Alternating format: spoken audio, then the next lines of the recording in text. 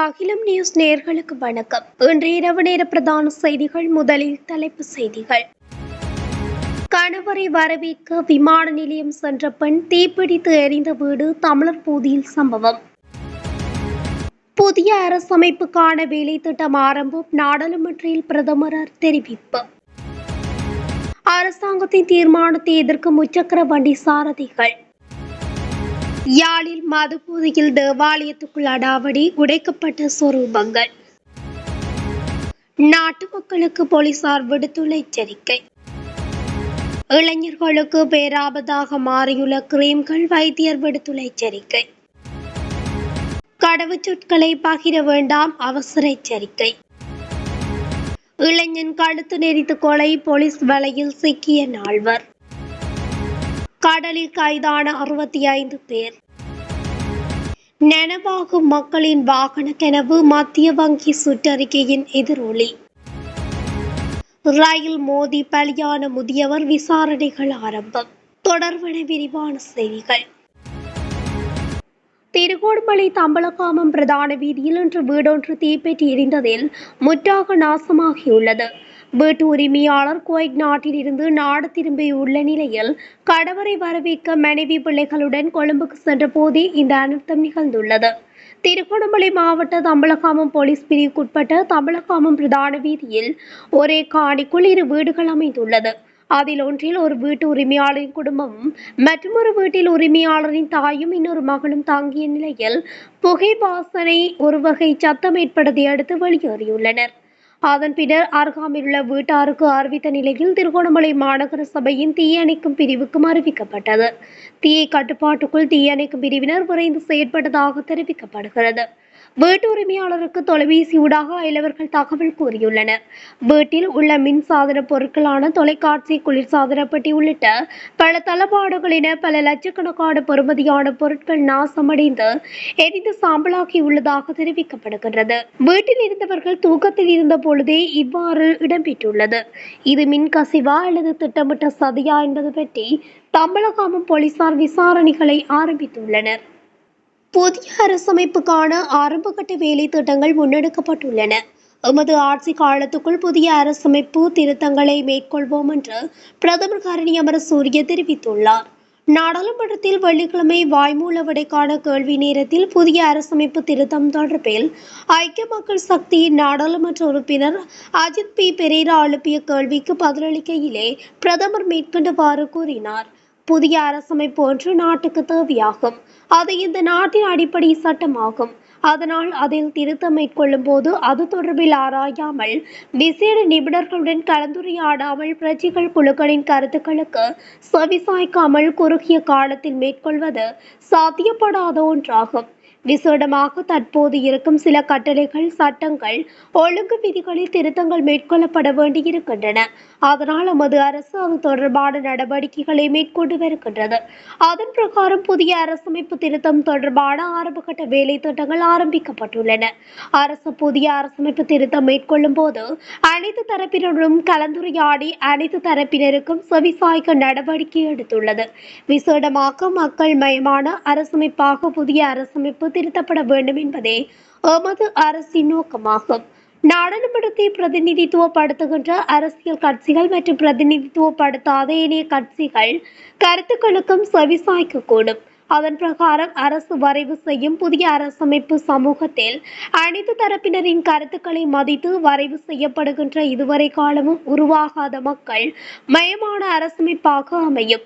எமது அரசு ஆட்சிக்கு வந்து இன்னும் 1 வருடம் செல்லவும் இல்லை. இன்னும் எங்களுக்கு 4 வருடங்கள் இருக்கின்றன. அதனால் இது தொடர்பில் அவசரப்பட தேவையில்லை. எமது ஆட்சி காலத்துக்குள் புதிய அரசமைப்பு திருத்தங்களை மேற்கொள்வோம் என குறிப்பிட்டுள்ளார்.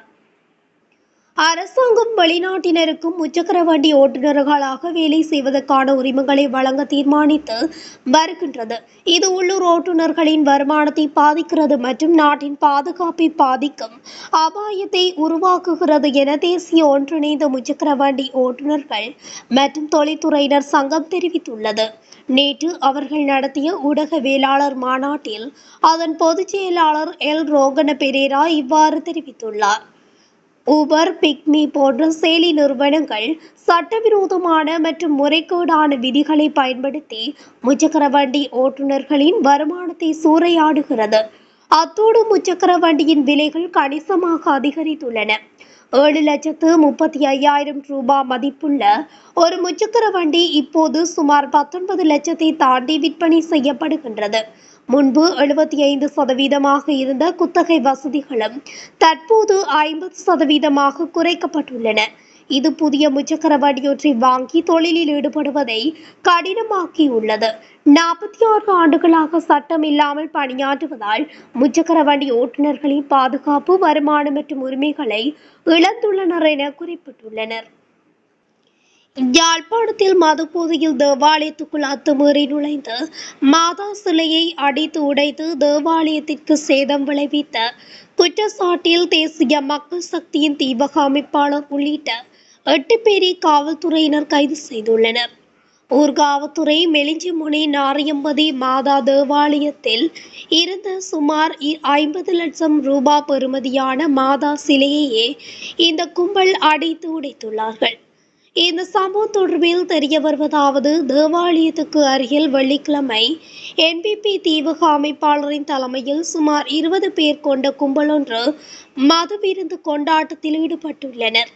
அதனைத் தொடர்ந்து இந்த கும்பல் மது போதையில் தேவாலயத்துக்கு சென்றவர்களுடன் முரண்பட்டு அவர்களை தகாத வார்த்தைகளால் பேசியுள்ளனர். பின்னர் தேவாலயத்தினுள் அத்துமீறி நுழைந்து இந்தியாவிலிருந்து கொண்டுவரப்பட்ட சுமார் 50 லட்சம் ரூபாய் பெறுமதியான மாதா சிலையை அடித்து உடைத்துள்ளனர். அத்துடன் தேவாலயத்தினுள் காணப்பட்ட ஏனைய பொருட்களையும் சேதப்படுத்தியுள்ளனர். சம்பவம் தொடர்பில் தேவாலய நிர்வாகத்தினரால் ஊர்காவத்துறை காவல் நிலையத்தில் முறைப்பாடு செய்யப்பட்டதை அடுத்து மேற்கொள்ளப்பட்ட விசாரணைகளின் அடிப்படையில் என்பிபி தீபக அமைப்பாளர் உள்ளிட்ட 8 பேரை கைது செய்யப்பட்டு காவல் நிலையத்தில் தடுத்து வைக்கப்பட்டுள்ளனர். பதில் போலீஸ் மா அதிபரின் பெயரை குறிப்பிட்டு போலியான PDF கோப்பு தற்போது பரப்பப்படுவதாக எச்சரிக்கை விடுக்கப்பட்டுள்ளது. மின்னஞ்சல் மற்றும் வாட்ஸ்அப் ஊடாக இந்த போலி கோப்பு அனுப்பப்படுவதாக குற்றப்புலனாய்வு திணைக்களம் தெரிவித்துள்ளது. மின்னஞ்சல் முகவரிகள் மூலம் அனுப்பப்படும் செய்திகள் இலங்கை போலீஸ் அல்லது பதில் போலீஸ் மா அதிபர் அனுப்பும் செய்திகள் அல்ல. அவை தொடர்பாக தேவையற்ற அச்சத்தை ஏற்படுத்திக் கொள்ள வேண்டாம் என குற்றப்புலனாய்வு திணைக்களம் பொதுமக்களுக்கு தெரிவித்துள்ளது.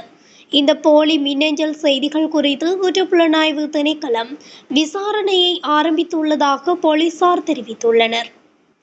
நாட்டில் 8க்கும் மேற்பட்ட வகையான சருமத்தை வெண்மையாக்கும் அழகு சாதன பொருட்கள் கிடைப்பதாக சுகாதார அதிகாரிகள் தெரிவித்துள்ளனர்.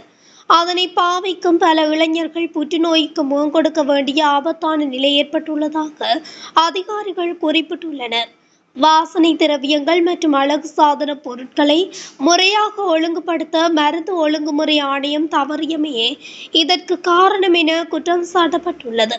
உலக சுகாதார அமைப்பின் அங்கீகரிக்கப்பட்ட தரத்திற்கமைய பொருட்களில் அதிகபட்ச பாதரச அளவு 1 மில்லியனுக்கும் 1 பங்கு என்றாலும் சந்தையில் கிடைக்கும் பல அழகு சாதன பொருட்களில் இந்த அளவு 1 மில்லியனுக்கும் 10,000 அல்லது 20,000 என்ற அளவில் உள்ளது. எனவே இந்த அழகு சாதன பொருட்களில் பலவற்றில் தேவையான தரநிலை இல்லாததால் இளைஞர்கள் நிறமாற்றம் ஏற்படும் அபாயத்தில் உள்ளனர்.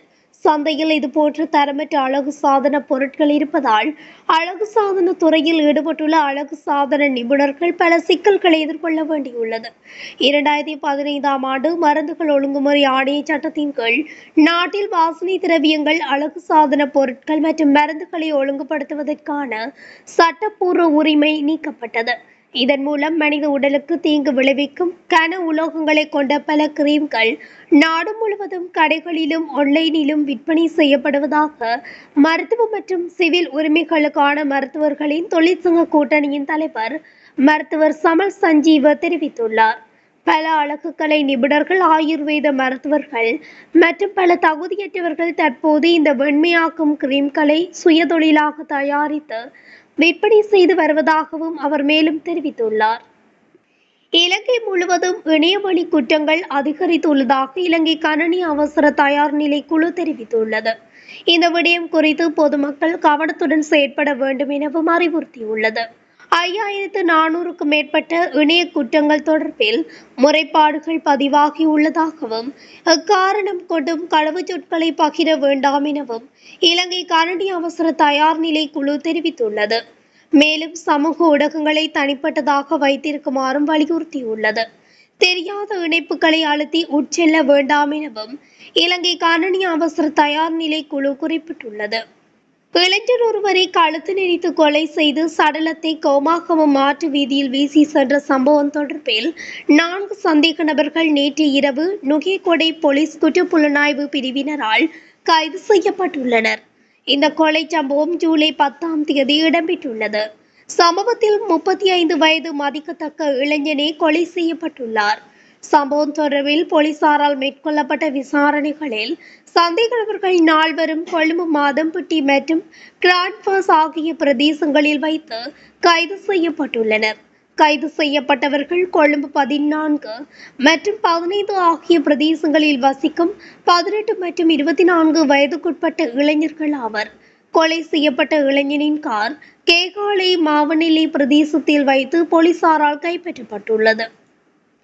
நாட்டின் பல்வேறு பகுதிகளில் சட்டவிரோத கடத்தொழில் நடவடிக்கைகளில் ஈடுபட்டதாக கூறப்படும் 65 பேர் கைது செய்யப்பட்டனர்.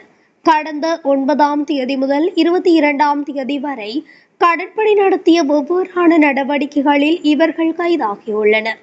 இதன்போது 16 படகுகளும் சட்டவிரோத வலைகளும் பறிமுதல் செய்யப்பட்டுள்ளன. கிழக்கு, வடமேல் மற்றும் வடமத்திய கடற்படை கட்டளை பிரிவினரால் திருகோணமலை மற்றும் மன்னாரை ஆண்டிய பகுதிகளில் இந்த நடவடிக்கைகள் மேற்கொள்ளப்பட்டுள்ளன. தடை செய்யப்பட்ட மீன்பிடி வலைகளை பயன்படுத்துதல், ஒளிப்பாய்ச்சி மீன்பிடித்தல் மற்றும் செல்லுபடியாகும் உரிமங்கள் இல்லாமல் கடல் அட்டைகள் மற்றும் சிப்பிகள் கொண்டு செல்வது போன்ற சட்டவிரோத நடவடிக்கைகளுக்காக இவர்கள் கைதாகியுள்ளதாக கடற்படை தெரிவித்துள்ளது. கடந்த வாரத்தில் இருந்து வாகனங்களுக்கான நிதி அளிப்பு கடன்களை நாடும் வாடிக்கையாளர்களின் எண்ணிக்கை அதிகரித்து வருவதாக அந்த துறையைச் சேர்ந்த நிறுவனங்கள் தெரிவிக்கின்றன. வாகன நிதி அளிப்புக்கான கடன் மதிப்பை மாற்றி மத்திய வங்கி வெளியிட்ட சுற்றறிக்கை இந்த முன்னேற்றத்துக்கு வழிவகுத்துள்ளதாக அவர்கள் குறிப்பிட்டுள்ளனர். அதன்படி முச்சக்கர வண்டிகளை வாங்க விரும்பும் வாடிக்கையாளர்களின் எண்ணிக்கையும் கணிசமாக அதிகரித்து வருவதாகவும் தெரிவிக்கப்பட்டுள்ளது. இந்த மாற்றங்களின்படி குறைந்த முன்பணத்துடன் வாகனத்தை சொந்தமாக்கிக் கொள்ள முடியும் என்பதால் மக்கள் குறித்த வசதிகளை பெற முயல்கின்றனர் என்றும் அந்தந்த நிறுவனங்கள் கூறுகின்றன. ஜூலை 17 அன்று மத்திய வங்கி வெளியிட்ட சுற்றறிக்கையின்படி மின்சார வாகனங்கள் உட்பட அனைத்து புத்தம் புதிய கார்கள், SUVகள் மற்றும் வேன்களுக்கும் 50 முதல் 60% வரை குத்தகை போன்ற நிதி வசதிகளை பெற முடியும். முச்சக்கர வண்டிகளுக்கு வாகனத்தின் மதிப்பில் 25% முதல் 50% வரையிலும், பிற வாகனங்களுக்கு 70% வரையிலும் குத்தகை பெறலாம் என்று மத்திய வங்கி தெரிவித்துள்ளது. சிலாபம் போலீஸ் பிரிவின் சவரண பகுதியில் நேற்று மாலை கொழும்பு கோட்டையில் இருந்து சிலாபம் நோக்கி செல்லும் ரயிலில் இருந்து விழுந்து ஒருவர் உயிரிழந்துள்ளதாக சிலாபம் போலீசார் தெரிவித்துள்ளனர். உயிரிழந்தவர் சுமார் 70 வயதுடையவர் என அடையாளம் காணப்பட்டுள்ளார். அவரது அடையாளம் இன்னும் உறுதிப்படுத்தப்படவில்லை என்று போலீசார் தெரிவித்துள்ளனர். சடலம் சிலாபம் மருத்துவமனை பிரேத அறையில் வைக்கப்பட்டுள்ளது. இத்துடன் அகிலம் நியூஸின் இன்றைய இரவு நேர பிரதான செய்திகள் நிறைவடைகின்றன. தொடர்ச்சியாக செய்திகளை அறிந்து கொள்ள அகிலம் நியூஸ் ஊடகத்துடன் இணைந்திருங்கள். நன்றி, வணக்கம். அகிலம், மாற்றத்திற்கான மக்கள் குரல். இந்த வீடியோ பிடிச்சிருந்தா லைக் பண்ணுங்க, கமெண்ட் பண்ணுங்க, ஷேர் பண்ணுங்க. மறக்காம கீழே இருக்க பெல் ஐகானை கிளிக் பண்ணுங்க.